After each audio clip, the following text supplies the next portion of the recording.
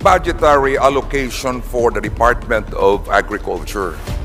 I was intrigued by your panaginip term. So, our dear Secretary, Mr. Speaker, Madam Sponsor is dreaming of something? Ito na naman. Janet Garen, halos mataranta sa interpelasyon ni Camarines Sur 3rd Congressional District Representative Gabriel Bordado. Napakalaking budget sa agrikultura, may modernisasyon nga ba? Pero bago ang lahat, maaari kayong mag-subscribe para maging updated sa mga issue at bagong mga balita. Talagang nakakakilabot kung magtanong itong si Camarines Sur 3rd Congressional District Representative Gabriel Bordado. Marahil halos mataranta nga itong si Janet Garen, makahanap lang ng maisagot dito. Sa interpelasyon ni Bordado, tanong nito, ano nga ba ang naging modernisasyon sa agrikultura sa loob ng taong 2024? Dahil nasa 2.8 billion lang naman ang pondong budget para dito. Narito ang buong detalye. Please proceed, sir. Thank you, Mr. Speaker. I'm sure that the honorable sponsor will be more than willing to answer a few questions. Definitely, Mr. Speaker.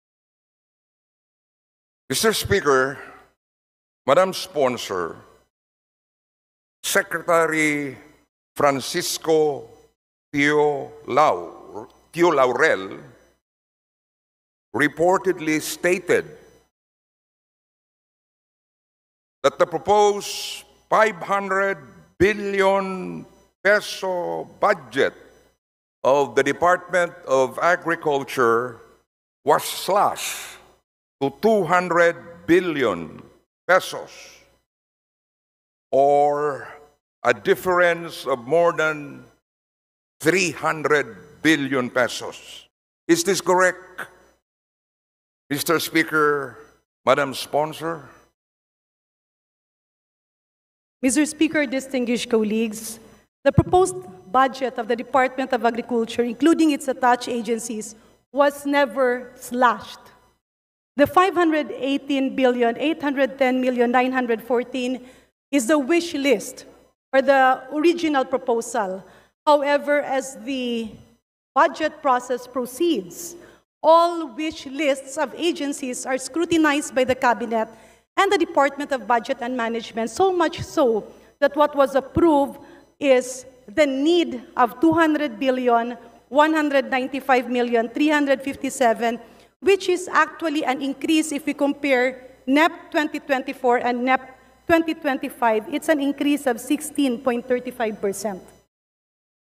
Well, thank you, Mr. Speaker. Thank you, Madam Sponsor. So, in other words, Secretary Laurel did not actually come up with this proposed 500 billion peso budget. The 500 billion peso, 518.8 billion peso, Mr. Speaker, distinguished colleagues, to be exact, is the proposal. Ibig sabihin, yun ang panaginip na gusto ng DA, subalit ang naibigay ng DBM is 200.195 billion, which is actually an increase of 16.35% compared to the NEP of 2024. Ang ibig po sabihin, nadagdagan pa po ng 32.737 billion ang budget ng Department of Agriculture. However, we submit, Mr. Speaker, distinguished colleagues, na sa dami ng kailangan ng ating mga farmers and fisher folks, kulang pa rin po ito. At mamarapatin ng ating DA family na dagdagan ito sa paraan ng paghahanap ng pondo sa ibang mga ahensya na hindi nakakagamit ng kanilang pondo. Precisely, Mr. Speaker, Madam Sponsor, we really need to upgrade or increase the budgetary allocation for the Department of Agriculture. I was intrigued by your panaginip term.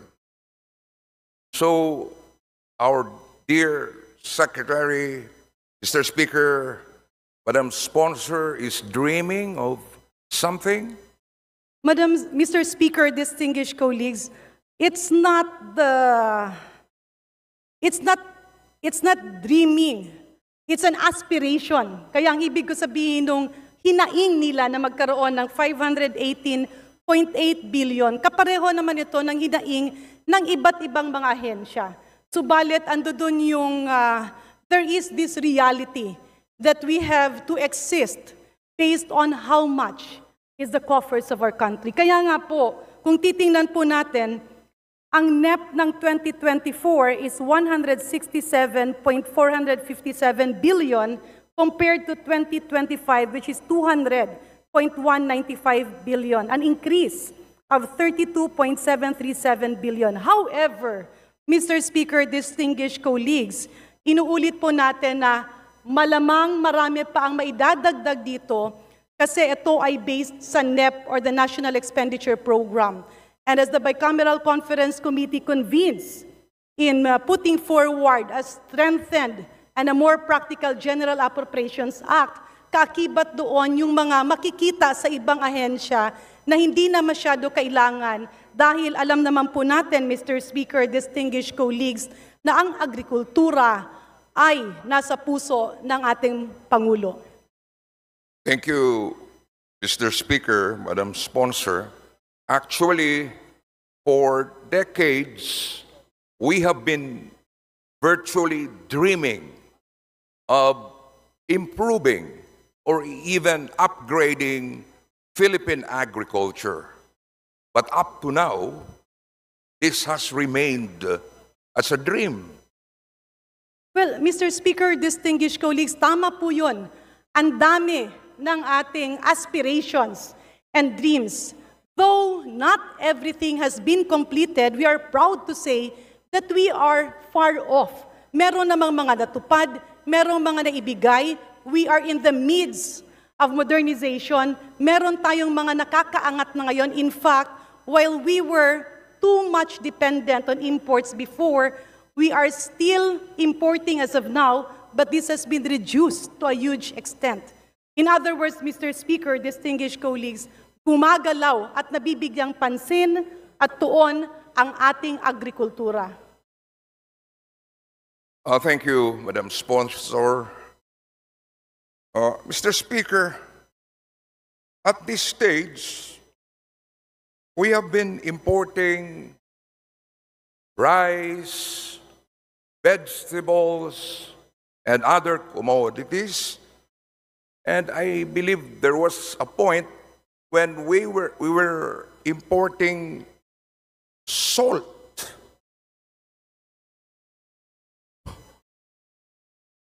Imagine the Philippines, an archipelagic country, importing salt.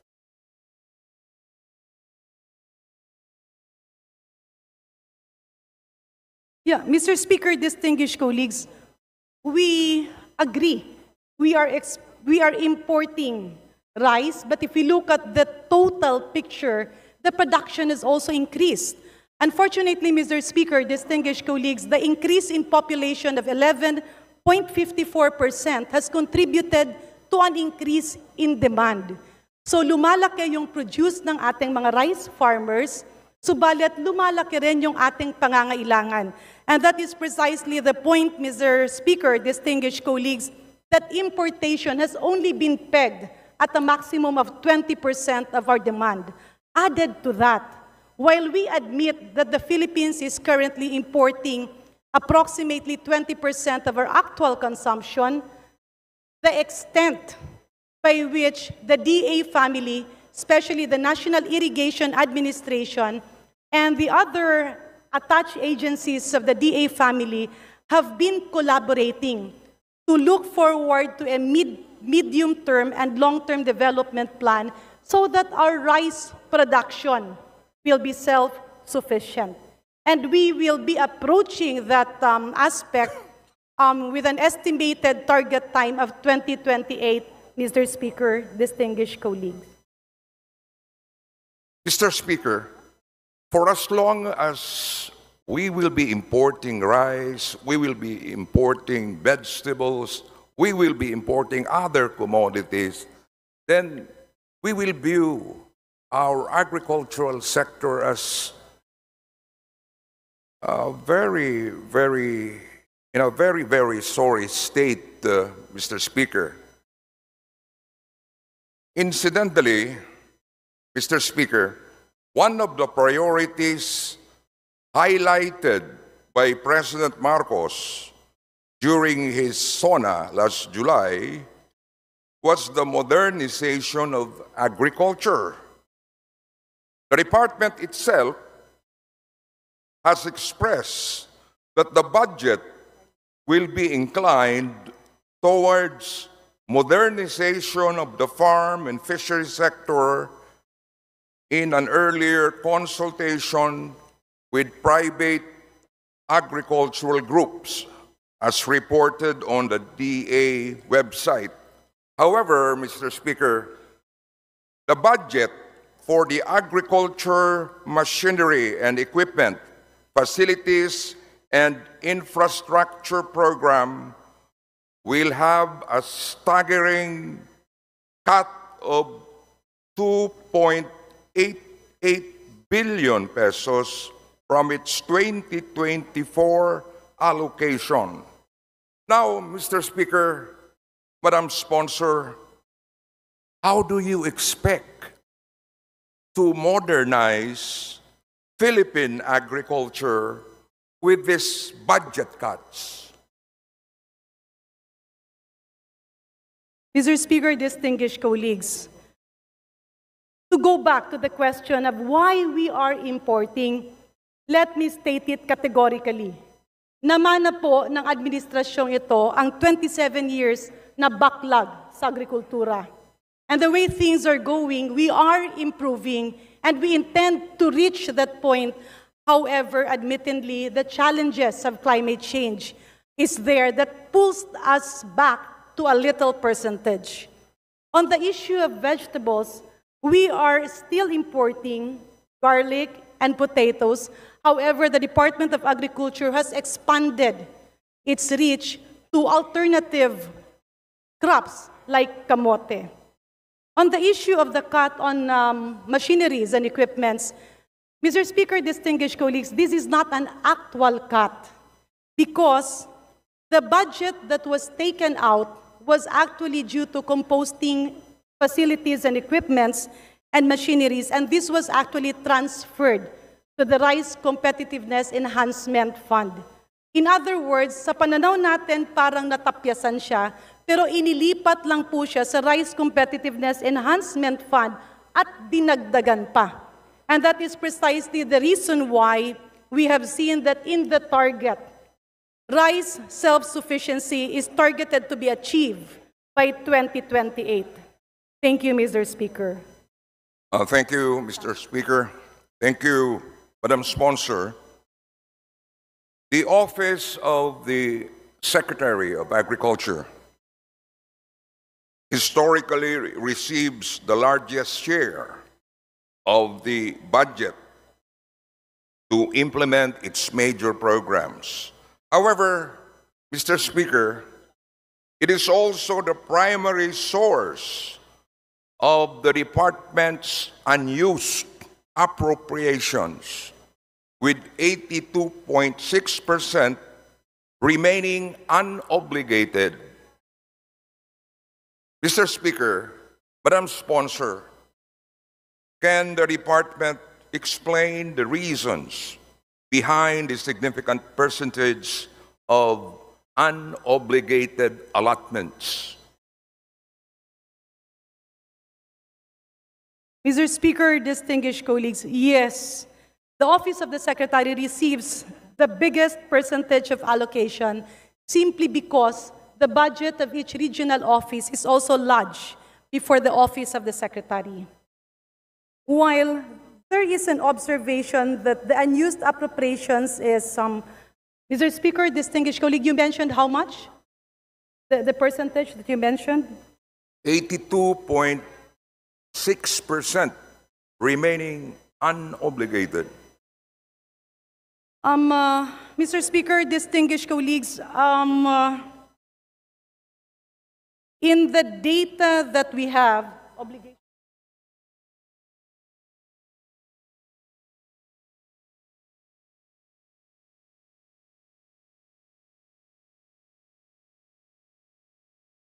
Mr. Speaker, distinguished colleagues, the obligation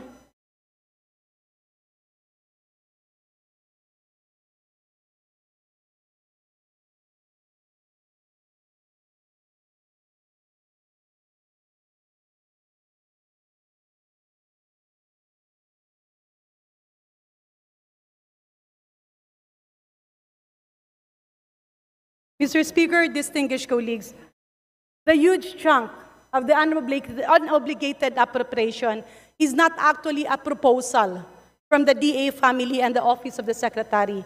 This is the CEFA, or the Cold Examination Facility for Agriculture, which is actually a proposal from another office. And So, Mr. Speaker, Madam Sponsor, you're saying that this 82.6% 36.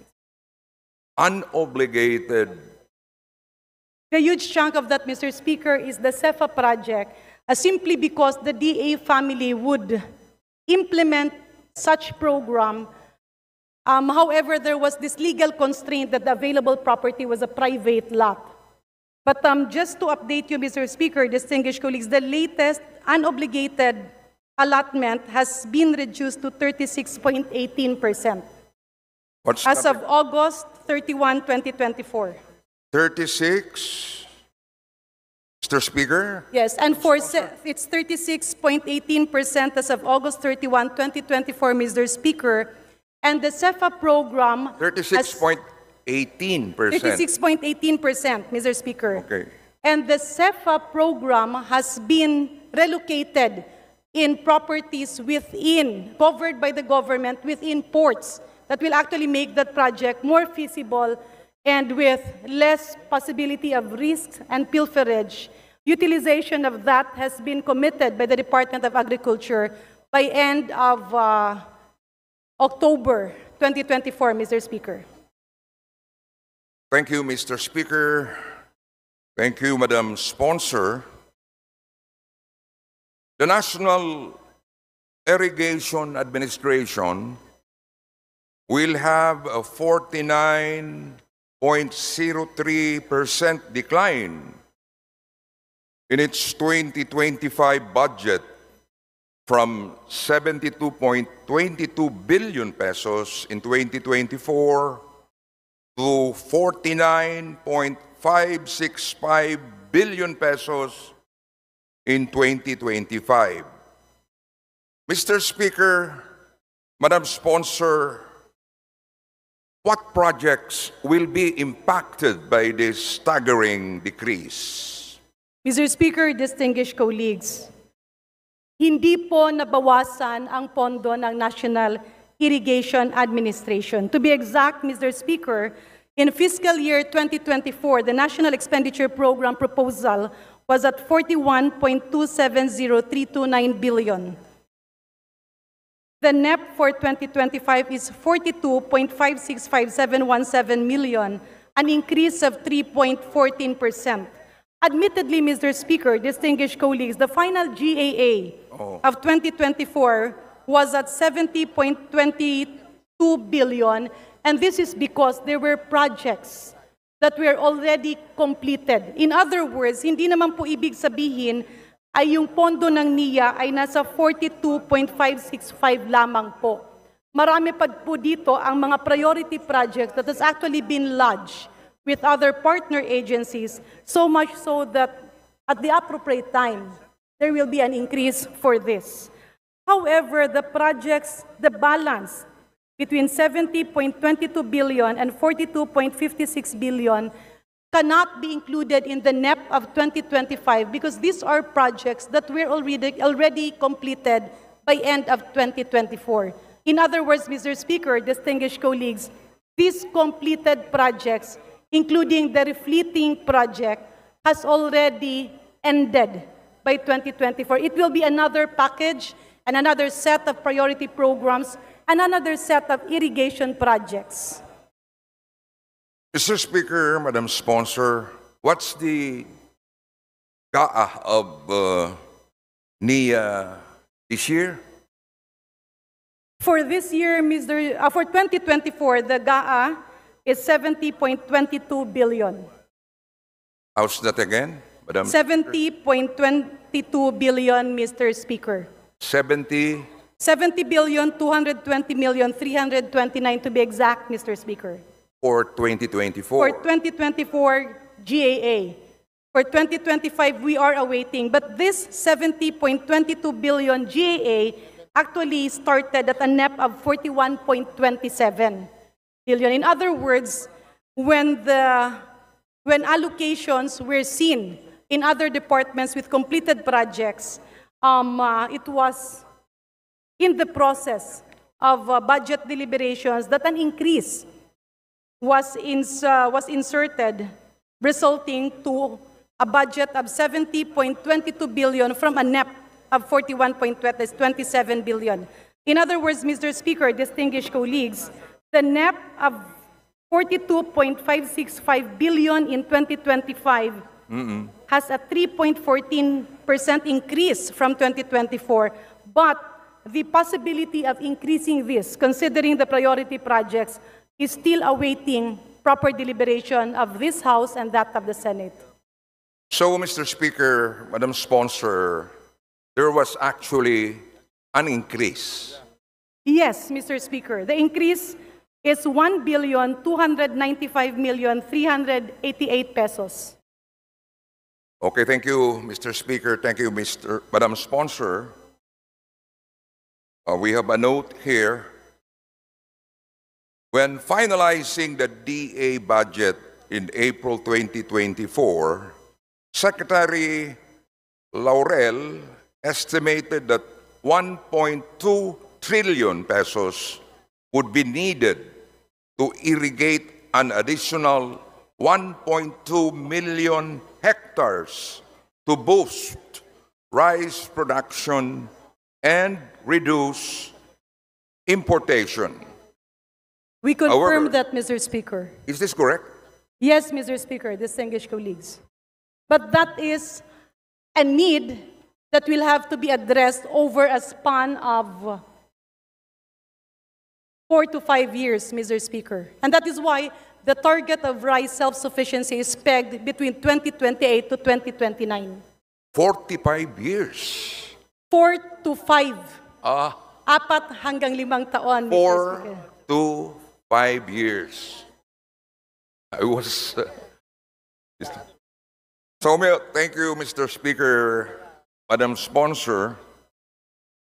In terms of the performance of the National Irrigation Administration in implementing the Irrigation Systems Restoration Program in 2023, the agency fell short of increasing the number of farmer beneficiaries with increased productivity, average yield per hectare, with a percentage increase of only 2.85% against the targeted 4%. Is this correct, Mr. Speaker, Madam Sponsor? Mr. Speaker, distinguished colleague, you are referring to the farmers who benefited from irrigation projects, or are we referring to the number of hectares covered? I am actually referring to the Irrigation Systems Restoration Program.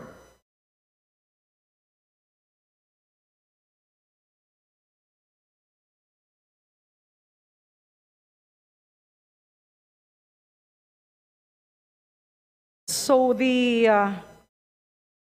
you are referring, Mr. Speaker, distinguished colleague, to 2023, not Yes. 2024. Okay.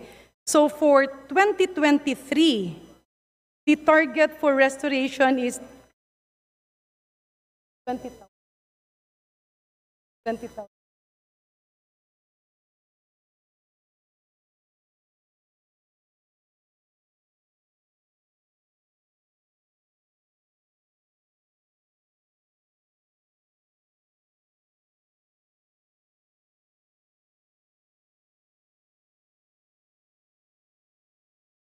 Mr. Speaker. Yeah, Mr. Speaker, with the indulgence of our distinguished colleague and my very good friend, actually, Mr. Speaker, distinguished colleagues, you are right in the figure that you are stating. However, there is a typographical error in the table because 2023 figures that is being reflected there is equivalent to the original proposal.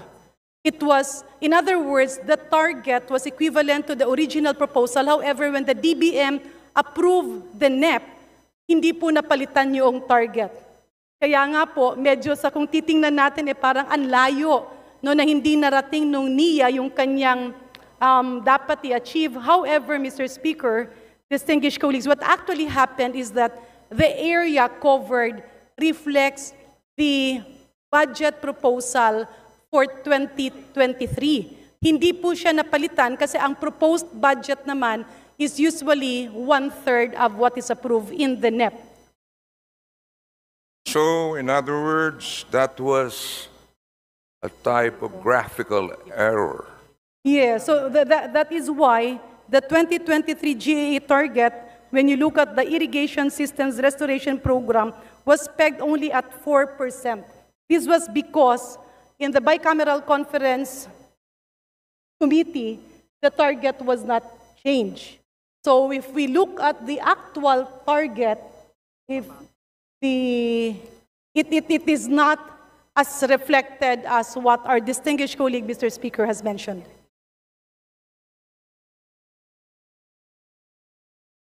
Mr. Speaker,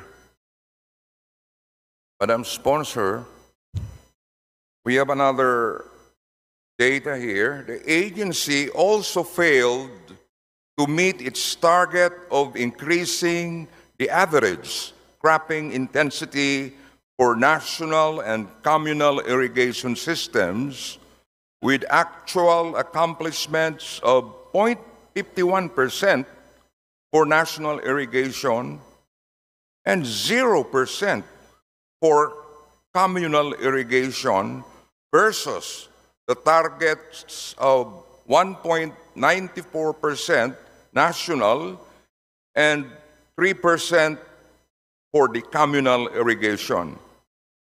Is this another typographical error? Yes, Mr. Speaker, distinguished colleagues, our apologies to our very experienced legislator. But yes, you had the correct figure as reflected in the National Expenditure Program. Unfortunately, this was not changed when the GAA was approved. To be exact, Mr. Speaker, distinguished colleagues, for instead of 0.51%, it is actually at 176.46% for 2023 and 153.38% for the communal irrigation systems instead of the reflection of 0%. Kasi po ang nailagay po dito sa NEP na ito is the proposed budget.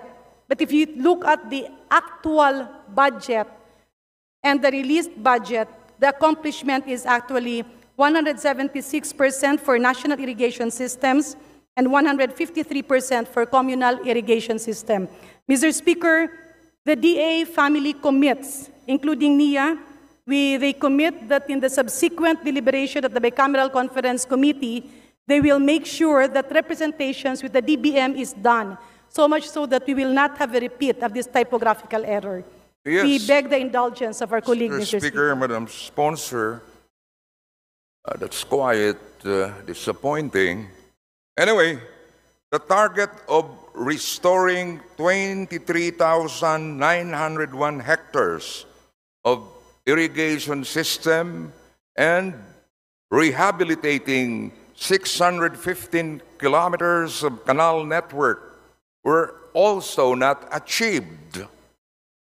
Restoring only 11,188 hectares of irrigation systems and repairing 582.30 kilometers of canal network. Mr. Speaker, Madam Sponsor, I do hope this is not another typographical error. Yeah, Mr. Speaker, distinguished colleagues, with your indulgence, actually page 801, volume 1 of the National Expenditure Program of fiscal year 2025, that page actually contains targets commensurate to the original proposal. And we commit that that will be changed to reflect the target based on the actual allocation. So for the number of hectares in irrigation systems restored, it is actually at 76%. That is the target of 20,548 and the achievement of 17,124 hectares. For the kilometers of canal networking, it's actually at 100%, Mr. Speaker, with yes, it's we have here, it's actually broken down as canals and canal lining, both achieving 100% for 2023, Mr. Speaker. With the indulgence of our distinguished colleague, we can give him the actual figures. And again, we apologize for that typographical error. Mr. Speaker, Madam Sponsor, my time has expired. And let me emphasize the urgent need of correcting all the data in the reports of the National Irrigation Administration and even the Department of Agriculture. Thank you very much. Yeah. Mr. Speaker, yes, we commit. In fact, the GCG has already given the directive for NIA and DBM to work together and correct the figures as reflected in the NEP of 2025. Thank you, Madam Sponsor. Maraming salamat.